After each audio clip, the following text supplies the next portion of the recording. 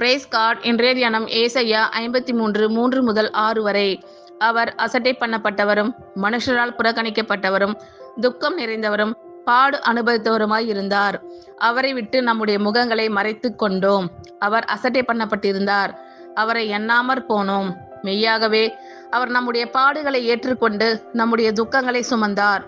நாமோ அவர் தேவனால் அடிபட்டு வாதிக்கப்பட்டு சிறுமைப்பட்டவர் என்று எண்ணினோம். நம்முடைய மீறுதல்களின் நிமித்தம் அவர் காயப்பட்டு நம்முடைய அக்கிரமங்களின் நிமித்தம் அவர் நொறுக்கப்பட்டார்.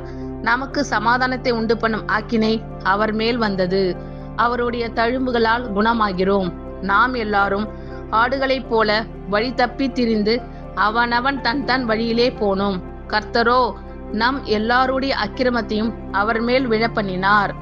அவர் அசட்டை பண்ணப்பட்டவரும் மனுஷரால் புறக்கணிக்கப்பட்டவரும் துக்கம் நிறைந்தவரும் பாடு அனுபவித்தவருமாய் இருந்தார். அவரை விட்டு நம்முடைய முகங்களை மறைத்து கொண்டோம். அவர் அசட்டை பண்ணப்பட்டிருந்தார், அவரை எண்ணாமற் போனோம். மெய்யாகவே அவர் நம்முடைய பாடுகளை ஏற்றுக்கொண்டு நம்முடைய துக்கங்களை சுமந்தார். நாமோ அவர் தேவனால் அடிபட்டு வாதிக்கப்பட்டு சிறுமைப்பட்டவர் என்று எண்ணினோம். நம்முடைய மீறுதல்களின் நிமித்தம் அவர் காயப்பட்டு நம்முடைய அக்கிரமங்களின் நிமித்தம் அவர் நொறுக்கப்பட்டார்.